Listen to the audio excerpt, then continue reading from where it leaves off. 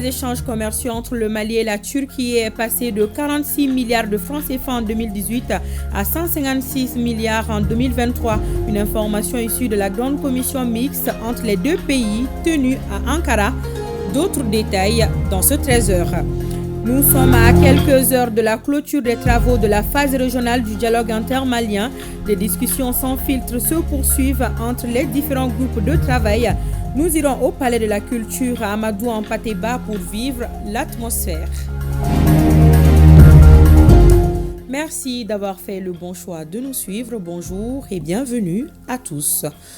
La coopération entre le Mali et la Turquie se porte très bien. À titre d'exemple, le volume des échanges commerciaux a triplé dans ces 5 ans. Dans ces 5 dernières années, la grande commission mixte entre les deux pays s'attellera à dynamiser cette coopération. La rencontre qui se tient à Ankara enregistre la participation d'une forte délégation avec à sa tête le ministre en charge de la coopération internationale, Abdoulaye Diop. Le reportage de Boubacar Bablintouri.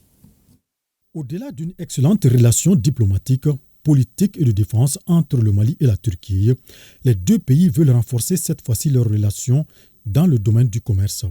Pour matérialiser cette collaboration, les ministres maliens et turcs étaient réunis à Ankara à la faveur de la 4e session de la commission mixte de commerce, de coopération économique et technique Turquie et Mali. Cette coopération se veut désormais stratégique entre les deux pays. La session a permis de noter des avancées remarquables réalisées depuis la session précédente tenue à Bamako en 2018. 5 ans plus tard, le volume des échanges commerciaux entre les deux pays a plus que triplé. Il est passé de près de 46 milliards de francs CFA en 2018 à plus de 156 milliards de francs CFA en 2023. Une progression qui s'explique par l'engagement des autorités et des opérateurs économiques maliens et turcs à atteindre un objectif de plus de 305 milliards de francs CFA fixé par les chefs d'État du Mali et de la Turquie. Vous avez donné des chiffres éloquents à cet égard de l'évolution de nos échanges. Je pense que ces chiffres sont là et constants. Il est vrai que la 3e session de la commission mixte s'est tenue en 2018 et depuis, il y a eu beaucoup d'évolutions de notre coopération et même de diversification. Aujourd'hui, notre coopération touche à presque tous les secteurs d'activité, l'agriculture, le développement rural, le secteur minier, le domaine de la santé, le domaine des constructions, le domaine des infrastructures, les équipements. Bref, aujourd'hui, on a même une expansion importante de nos échanges dans le domaine de la défense et de la sécurité. Pour une mise en œuvre diligente des conclusions et décisions de la précédente session, il a été mis en place un mécanisme de suivi qui prévoit des concertations régulières au niveau technique. Cela en vue d'une meilleure prise en charge de la vision des deux chefs d'État et des préoccupations des populations concernées. À noter que la prochaine session de la commission mixte est prévue à Bamako. En marge de la session, le ministre Diop a eu un entretien avec son homologue de l'industrie et de la technologie de Turquie. Les lampions s'éteindront cet après-midi sur les travaux du dialogue intermalien dans les régions et dans les missions diplomatiques et consulaires, des assises qui seront sanctionnées par des recommandations. Direction le Palais de la Culture Amadou en Patéba pour suivre un peu les discussions sur les 5 thématiques avec Youssouf Diakité et Abdraman Doka Traoré. Le dialogue intermalien est à sa phase régionale et la compilation des rapports issus de la phase communale est activement en cours. Mais aussi les débats se poursuivent sur les 5 thématiques: paix, réconciliation et cohésion nationale, économie et développement durable, sécurité et défense nationale. Qu'est-ce qu'il faut? Il y a eu beaucoup de propositions en la matière. C'est de retour à nos valeurs sociétales. Il y a beaucoup de valeurs sociétales, si on les mettait en œuvre, si on les respectait, le Malien va vivre en paix avec lui-même. Pour une nation, d'abord, créant la confiance entre les nationaux et son armée, créant la confiance entre l'armée et son pays. Je suis tout rassuré à partir de documents que nous Nous avons eu avec la grande commission. À cette thématique s'ajoutent celles relatives à la géopolitique, à l'environnement, à l'international, aux questions politiques et institutionnelles. Nous ne dépassons pas 20, maximum 22 millions d'habitants. Pour 300 et quelques partis politiques, bon, on ne peut pas dire qu'il faut limiter à ça les grands pays. Bon, on dit tout le monde est démocrate, hein, que ce soit les grands pays mais les petits pays. Mais chacun applique sa démocratie à la mesure de ses moyens. Parti politique, 300. Est-ce que le Mali même peut soutenir 300 politiques? On ne peut pas. Et d'ailleurs, ça a tendance à aller vers même le sectarisme, et même la privatisation et la famille, même des politiques. Les partis politiques représentent des familles, c'est un peu trop. Il faut tout simplement, que les Maliens s'y reconnaissent comme Maliens. Que nous puissions gérer ce que nous avons chez nous, dans tous les domaines, tous les secteurs y compris. Le développement durable dans un pays ne dépend pas de l'extérieur. Ça dépend des Maliens eux-mêmes.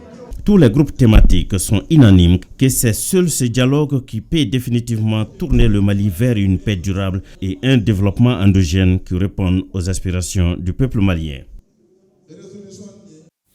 Le président du comité de pilotage du dialogue intermalien pour la paix et la réconciliation apprécie la forte mobilisation et l'engouement autour des débats. Ousmane Issoufi Maïga était au Palais de la Culture, vous venez de le voir sur les images, pour superviser le déroulement des travaux. Nous l'écoutons au micro de Arju Matina. J'ai des sentiments de bonheur. Parce que hier, avec le Coro, ce que j'ai vu, ensuite, l'université que je considère que la 21e région du Mali maintenant, aujourd'hui, avec monsieur le gouverneur du district de Bamako, nous venons de faire le tour de 5 groupes thématiques constitués et qui dépassent tout le quota que nous avions fixé. En d'autres termes, la mobilisation est totale. Les gouverneurs, les maires, les chefs de quartier, les représentants de toutes les associations et partis politiques sont présents et débattent de ce sujet de paix, de réconciliation. Le dialogue intermalien pour la paix et la réconciliation est une initiative de son Excellence, le colonel Assimi Goïta, président de la transition, chef de l'État, qui a dit au comité de pilotage de faire en sorte que l'ensemble des Maliennes et des Maliens participent à ce dialogue inédit, afin d'exprimer en toute liberté toutes leurs préoccupations, diagnostiquer toutes les causes du mal de notre pays et au final proposer des solutions, d'arriver à un consensus dynamique qui permette à notre pays de sortir de ces crises multidimensionnelles cycliques et qui entravent le développement harmonieux et endogène de notre pays. Et voilà, vous aurez d'autres détails sur cette deuxième phase dans la grande édition de 20h. La coupe abusive des arbres a affecté Kassela, situé à environ 45 km de Bamako.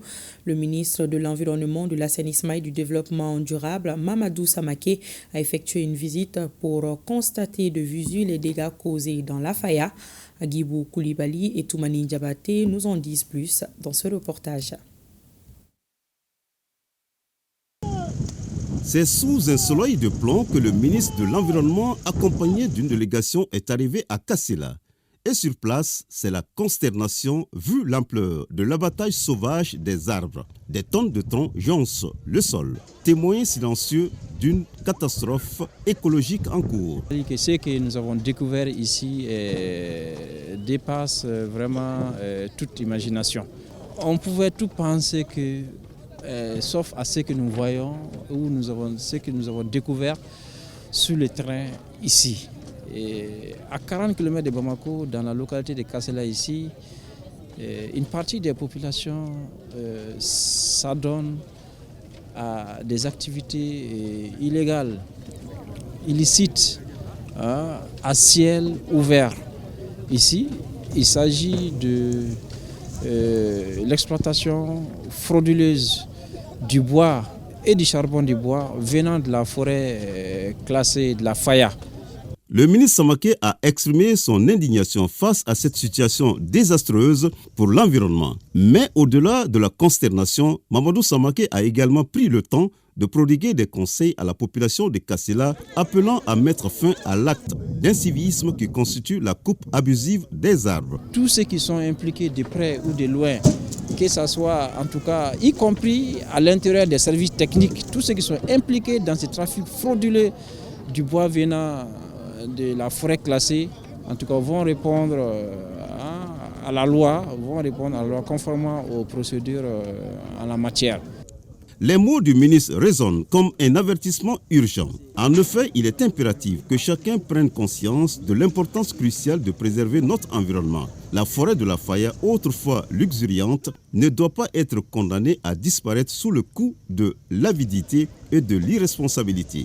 Le président de la transition, son excellence le colonel Assimi Goïta, en a fait une priorité et a donné des instructions fermes aux différents ministères impliqués, notamment le ministère de l'Environnement, de l'Assainissement et du Développement durable, le ministère de l'Administration territoriale de la décentralisation, le ministère de la Justice, le ministère des Mines, le ministère de la Sécurité, de la Protection civile, pour travailler chacun en ce qui les concerne, pour que nous puissions mettre fin vraiment à ces agressions sur nos ressources naturelles.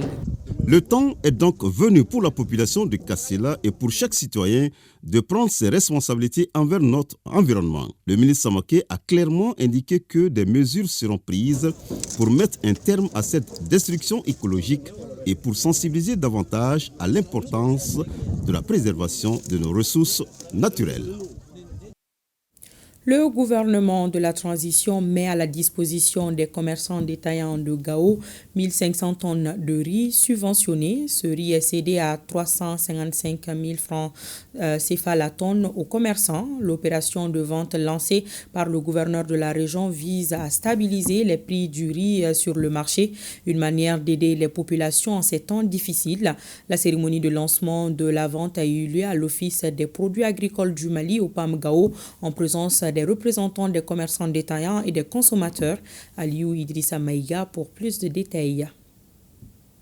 Dès l'annonce de la nouvelle, les commerçants détaillants ont pris d'assaut les locaux de la Direction régionale du commerce, de la consommation et de la concurrence de Gao. Au niveau de la division commerce intérieur et consommation, chacun cherche à avoir la fiche des boutiques témoins autorisées à vendre le riz subventionné par l'État aux consommateurs. À l'Office des produits agricoles du Mali, au PAM, délégation régionale de Gao, le gouverneur de la région était présent pour donner le top départ de la vente. L'État, à travers le commissariat à la sécurité alimentaire, a pris la décision autorisant la vente à Gao de 1500 tonnes de riz du stock d'intervention de l'État à prix social. Le prix de vente est fixé à 355 francs CFA le kilogramme, soit 17 750 francs le sac de 50 kg. 355 000 francs CFA la tonne pour les détaillants et 375 francs CFA le kilogramme, soit 18 750 francs CFA le sac de 50 kg pour les consommateurs. J'invite les commerçants détaillants retenus à respecter scrupuleusement les prix indiqués pour le bonheur de nos populations. Les acteurs chargés de ça, c'est l'OPAM et les commerçants détaillants. Il n'y a pas de grossistes, il n'y a pas de demi-grossistes. Les commerçants détaillants viennent acheter au niveau de l'OPAM et par vendre directement aux consommateurs. Ils présentent une crédibilité à notre égard pour pouvoir faire le travail. Les commerçants détaillants promettent de céder le riz conformément au prix fixé par les autorités. Nous avons créé une commission de veille qui est en train de tourner entre ces boutiques pour éviter la spéculation. Cette action est venue à point nommé, au moment opportun où vraiment la population de Gao en a fort besoin. Déjà, au niveau des boutiques témoins, les chefs de famille ont commencé à payer le sac de 50 kg de riz au prix indiqué contre 30 000 francs CFA dans les boutiques non subventionnées. Rentrée culturelle du groupe Corée Art et Culture à Ségou s'était placée sous le thème diversité culturelle, paix et unité. Elle fut marquée par une séance de formation, un moment de discussion, un vernissage et des programmations artistiques. Dans ce trésor, nous faisons un gros plan sur les spectacles qui ont marqué l'événement. Il s'agit d'une soirée théâtrale et d'un concert live. L'éducation des enfants, les droits des femmes et des filles et le vivre ensemble sont entre autres thématiques traitées par les artistes sur scène. Retour sur les temps forts de ces spectacles vivants avec Cheikh Oumar Sangari. C'est sur la scène Mangala Kamara du Centre culturel Corée que sont annoncées les couleurs de la saison culturelle 2024-2025 du groupe Corée Art et Culture GCAC dans le domaine des arts de scène. Le ton fut donné lors d'une nuit dédiée au théâtre avec, dans un premier temps, le one-man show de Yoro Jakite alias Bintou Yoro intitulé Tchouné. Tchouné Nanakabo Amérique, l'enfant raté. Tchouné, c'est l'histoire d'un fils à papa appelé à affronter par la suite les difficultés de la vie. Notre société est basée sur des trucs qu'il faut respecter. Tant que tu ne forges pas ton enfant à travers ça, dès qu'il tombe dans des difficultés, il va devenir un enfant raté. Et cet enfant raté va avoir des problèmes. Et ces problèmes vont se répercuter contre la famille, contre l'environnement, contre la société. Papus, Levier, Mamie, Bijou, la reine. Dans un deuxième temps, une pièce de 80 minutes environ. L'œuvre théâtrale défend les droits des femmes sous l'intitulé Cercle au féminin. Chaque fois que je me revois allongé par terre, avec les coups de souliers de Keita dans les côtes, j'ai l'impression que mon cœur va s'arrêter. C'est pour dire qu'on veut un changement vis-à-vis de la condition féminine. Et ce changement-là, ça vient des deux côtés, de chez les hommes et de chez les femmes. On veut juste qu'on se donne la main parce que l'homme et la femme, c'est la complémentarité.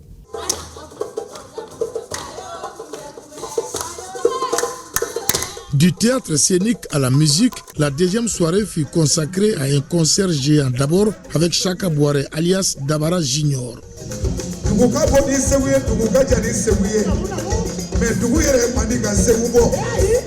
Ensuite, avec l'étoile montante de la musique bois, Virginie Dambélé.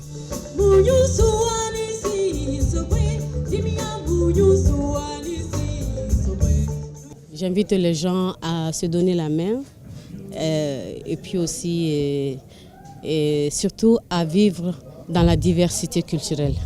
Enfin, le clou du live avec les grands messagers du désert qui prônent la paix, l'orchestre Amanar de Kidal.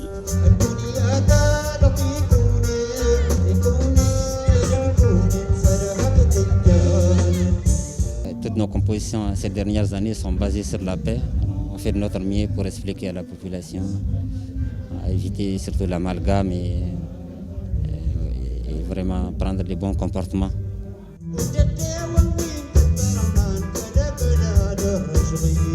La paix c'est tout, c'est la vie. La paix c'est la vie. Quand il n'y a pas de paix, on ne vit pas, on survit. Le ton est ainsi donné pour la saison 2024-2025 du groupe Corée Art et Culture. Et les arts de scène figurent en bonne et due place dans cette programmation alléchante.